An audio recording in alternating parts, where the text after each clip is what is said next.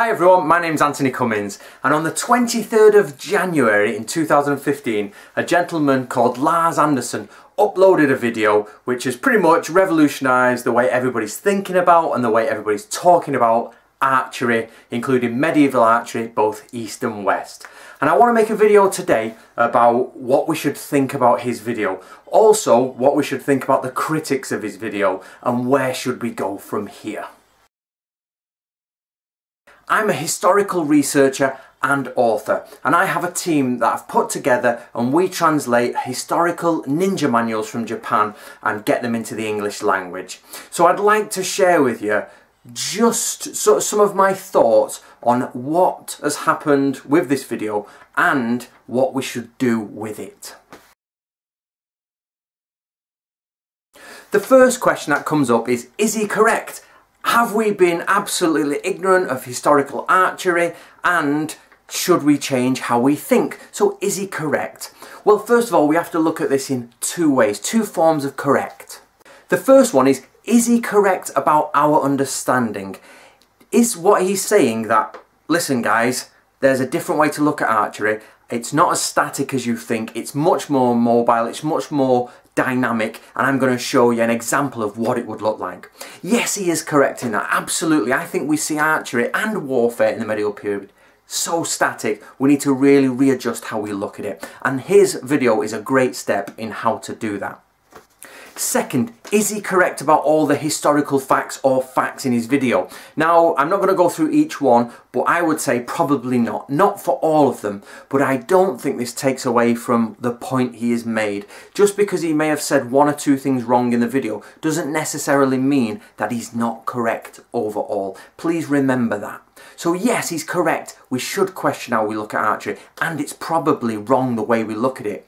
But we should absolutely then move on to detail and check where is he wrong, where is everyone else wrong, what should we do?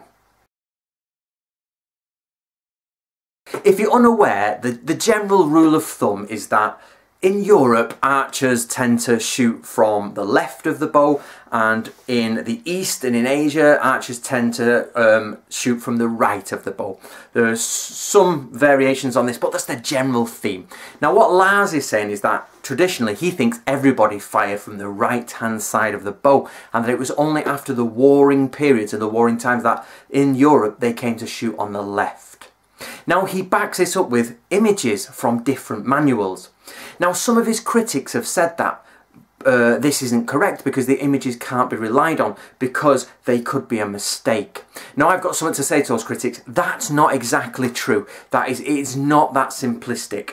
So what happens is, when you're investigating art history and you're looking into, if you want to see how something happened, or if you want to see what people were wearing at a specific time, what you have to remember is that the time depicted in the art and the time that it was written down can differ. So if somebody is drawing something from the past that they never saw, they can get it wrong. And this is the point of the critics. They say maybe it's wrong. But actually, it's much more complicated than that. You have to look at every single piece of art individually and then build a theory based on all of them together. So in this case, for Lars, what has to happen is, let's imagine there's a battle, and if you have an eyewitness account at a battle, and he's an artist, and he goes away and draws pictures from that battle, you can pretty much guarantee that most of it's correct. The armour will be correct, he understands what was going on that day. It's a great eyewitness account. It's not perfect, but it is great. Then you've got the second, where somebody who's from that time period, but they were not at the battle, they draw what was going on. Now, of course, they're going to draw the right equipment, they're going to draw things from their day, but they may get things about the battle wrong. Then you may have someone who was not even in the area, and a few years later. So what we have here, if you say, has the uniform or has the equipment changed, or the fashion, has it changed? Then if you go further in time and geography, things change even more. So the critics are correct. You can't say that people shot from the right hand side unless you can confirm that the artist A was around at the same time as medieval warfare, so that's a big span of time, and was he knowledgeable about archery, or at least did he see archery happening? Now so how do we solve this problem? What has to happen is the fact that now somebody needs to go through all of the medieval manuscripts, all of the images, all of the art, and make a tally chart. Those that have archers with the arrows on the right, those of the archers have the arrows on the left. If all the arrows are on the right, you've pretty much cracked it. They shot from the right. If 90% of the arrows from the right, you've pretty much cracked it. They're on the right. When you get down to 50, you're like at a 50-50, like, did they shoot from the left? Did they shoot from the right? Because remember, we've got artist's impression or something's wrong. But what we do know is that if somebody checks that and almost all of them are on the right, you can be assured that they shot from the right. The only other time that that wouldn't work is when somebody was copying from an original source. When you get a mistake that continues all the way down, it's because it was made in the original source. So if there is one source material where everyone's shooting on the right and everybody copied it, you'd get pictures of everyone shooting on the right, even if they shot on the left. But that wouldn't be the case here. We don't have that situation, so it's okay. Basically, we've got to go through all the medieval manuscripts and check all the archers and then check who painted that manuscript and then make two tables. How many contemporary artists at the time put the bow on the right? Was it a lot? Was it little? But that will give you a strong case for did they shoot on the right or the left. Now, I think the reason I'm going on about this is because if it's anything has come out of Lars's videos, it's that. Somebody, somewhere needs to do a paper on that. Is a statistical approach on how many people drew arrows on the right of the bow in Western medieval manuscripts. Okay? Are you with me so far? Other critics have said that it's not forgotten. What he is doing is not forgotten, it's been recorded. Now, he probably won't remember, but I very briefly spoke to Lars about 2 years ago when his first video went up, and I discussed some of this stuff with him, and he gave me a book to go and look at. So I went to Manchester University Library, there was the book, there was the manual he's working from, all in English. So can we say it's forgotten if it's been recorded? Now, you have to be careful here what we mean by the word forgotten. Does it mean that the world has forgotten it? No one knew it except for Lars? Probably not. But what we're talking about with history is getting the information to the public. So if the public, the general public, even archers, full-time sort of like hobbyist archers who shoot on the left, have not considered this, then you can say yes, it is forgotten. Even if a handful of people knew about it or discussed it, it's not enough to say it's not forgotten. Just because a handful of very geeky people, or very enthusiastic people, not to put any negatives there, do this, doesn't mean it's not forgotten. Because once some enthusiasts stop, we have forgotten about it. It needs to be in the public understanding, the public image. So for example, the man stood there in Robin Hood fashion with a quiver on his back. That is very much in the public image. We need to make the question, and to be honest, it's been done. Lars has made that question public. Did we shoot from the right? It's there now. He has changed it in 5 minutes, that question. Hence why I'm doing this video, and hence why the critics have come out of the woodwork against him. Technique. Now, I started reading some articles on Lars's video over the last day or so, and some people started criticising technique, and I automatically switched off and didn't read it anymore. It was no. This is what I find. We deal with ninja, and we deal with like the Japanese community, and this technique versus result is such a big issue that nobody realises. People who have got skill and can clearly do something are often attacked through their technique. That technique is not right. This is absolutely bogus. It's absolutely redundant, ridiculous, and should not be paid any attention to. And I'm being this strong about it. You shouldn't pay attention to it because it's simple. If the archer or the person gets a result, it doesn't matter what technique it uses. I have been to Japan and I've seen these people who claim to be like the heads of schools of archery, amazing archers who have perfect technique, and they just didn't hit the target. They hardly hit the target, and you're like, what's the point of having technique if you can't hit the target? Lars clearly shows in his video that he can hit targets, and it doesn't matter what technique he's using. And also, technique often comes after a period where innate results appear. So for example, it's in warfare. You have to kill or be killed. There is no, your technique is wrong. There has never been an instance, I can promise you this, where a dead body got off the floor, pulled an arrow out of its eye and said, I refuse that death because your technique was not correct. once there is a result, the technique is irrelevant. You could do it chewing ice cream, hanging from a tree, covered in monkey fur. As long as it hit the target, it hits the target. It doesn't matter. And of course, Lars shows he does the targets and he hits them, which we'll talk about in a minute. The problem with pure academics. Now, what I mean by pure academics is we all have to agree that there are certain types of humans, you know, on this planet. Some people are amazing mathematicians, some people are amazing sports people. It's a case of some people have a natural ability. Now, academics tend to have a natural ability towards thinking, critical thinking, analysis. They often, and not to cash in on a stereotype here, but more than often they tend to not be great sportsmen, or they're more office bound people, or you know, of course we can prove the rule, the exception to the rule, but generally we all know academics are elderly gentlemen, or you know, the geeky type ones you went to school with, and they're really clever people. That's why they're academics. So the problem is, and I have this problem in Japan all the time, the Japanese academics do not believe that Ninja A existed or B could do what they say they do.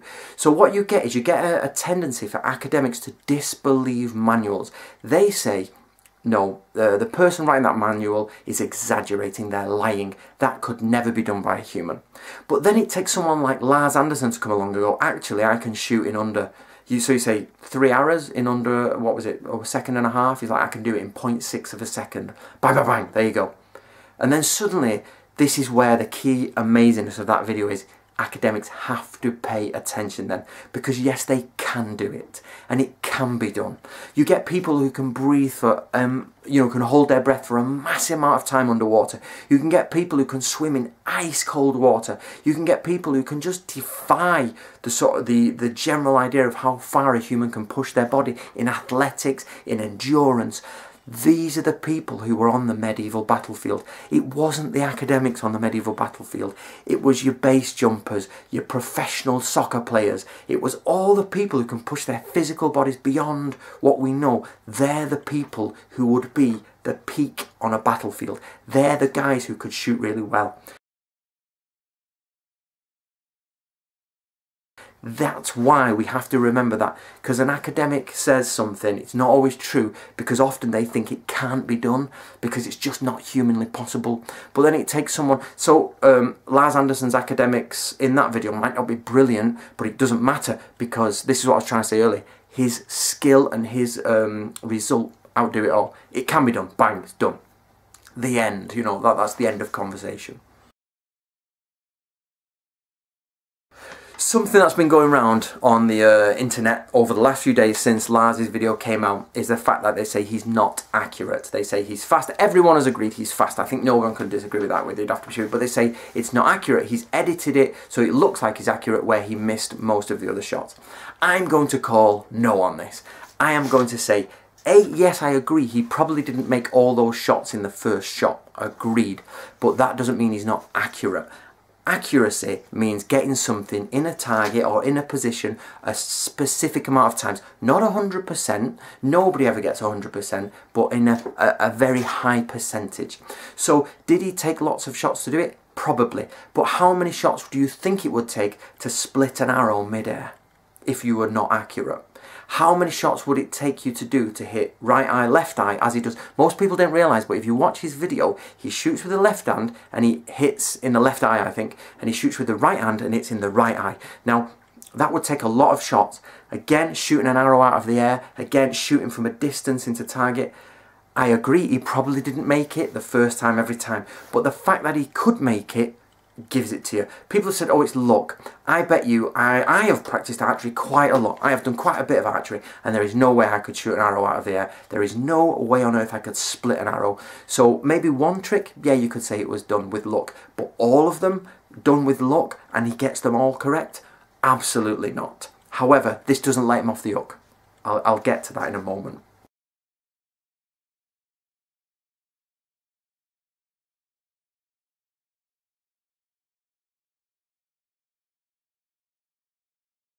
Why does it matter? Why does it matter, Lars's video? It matters because it takes someone like him to come along and make us question. Why should we question history? It's because we don't actually know as much as we think we know. Lots of history that we think we know is not quite correct.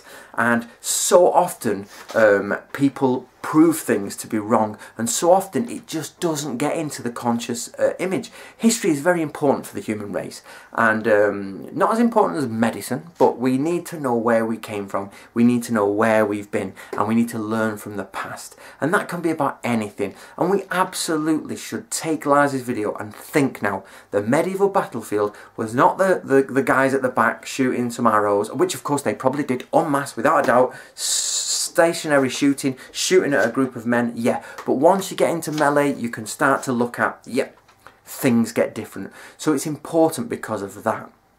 So what's the next step? What do we need to do with this information? Well, number one, we need to get somebody to go through every single one they can find of the medieval documents that pertain to archery. Specifically, people who've wrote a treatise on archery, or people who are warriors, or like for example you got the Talhoffers and the fight masters. We need to go through all those documents, those fight books, and find archery pictures, because they are pretty much the war masters who deal with it and have the artist draw for them, because you can't not have an artist there from the war master while they've got to draw it. It can be copied later on, but we can always backtrack and find the original if it's there. So somebody needs to go through all of the documents and check if it's on the right or the left. Second, we need to go through the references for archery in medieval. So we need Latin speakers, and we need them to go through the documents, or High German or whatever it's in, and we need to check what does it say about shooting with the arrows in the fist. Does it say anything about shooting in this method? Does it have images of the archers with arrows in hand like he does? We need to check those facts properly in the medieval documentation. That's exactly what we need to do. So Lars, this is a personal message to Lars Anderson. I think he is as accurate as he says, but I think of course he can't do it 100% of the time, because that's probably superhuman. So I would say to Lars, this is my message to Lars, you need to do this. You need to take a 10 to 15 minute video. It needs to be unedited, totally unedited. It needs to run from the beginning to the end without stopping. And you need to set up a cameraman, and not all of them, but most of those tricks that you do. And what you should do is you should shoot from a distance, have a target, it goes in. Shoot close. Shoot, you know, jumping, standing, grab. Have someone shoot towards the camera, you know, obviously keep it all safe. Grab, shoot back, and hit a target. Everything you've done in your videos, as much as possible, that will fit into one area, do them in one take. Then, without stopping the camera, go back to the targets and show the targets, where you hit and how you hit them. Left hand, right hand, on a small target, on a large target, jumping up in the air, catching and firing it back. It should all be done in one take. That's it. Now, if he does this, and of course this isn't my challenge to Lars, I just want him to show you how it should be done. Now, if he does this, if he hits 50% of the time, that is superb. If he hits 60% of the time, we're getting into amazing skill here. If he hits 70% of the time, we're looking at, oh my word, that is phenomenal. Anything 70, 80% plus, you're looking at almost, well, pure mastership, because you would never get 100% of the time. Hit 100% of arrows out of the air is just a ridiculous idea. But to be able to do it once out of maybe 3 shots, or maybe to do it 5 times out of 10, 6, 7, 8 times out of 10, that would be amazing. Even to do it once out of 10, to be honest, would be amazing. But of course, you know, because no, it would take the average person 1,000, 2,000, 4,000 times. So Lars, please do that, so that we can see that you are accurate. Then you can prove to everyone you are fast, you are accurate, and then if somebody else gets on the medieval documentation, we can prove that they did shoot from the right. Okay. My name is Antony Cummins, and if you want to know about medieval ninjas and things like that, simply go to the links below, and I'll put everything there, and I'll put Lars's video, which I'm sure you've already seen, and I'll show you the books we do. Subscribe here if you want more information on medieval warfare, things like that. Okay, my name's Antony Cummins. Nice to see you all. I hope to see some comments down there. Keep it a little bit polite, and I'll talk to you next time. Bye-bye.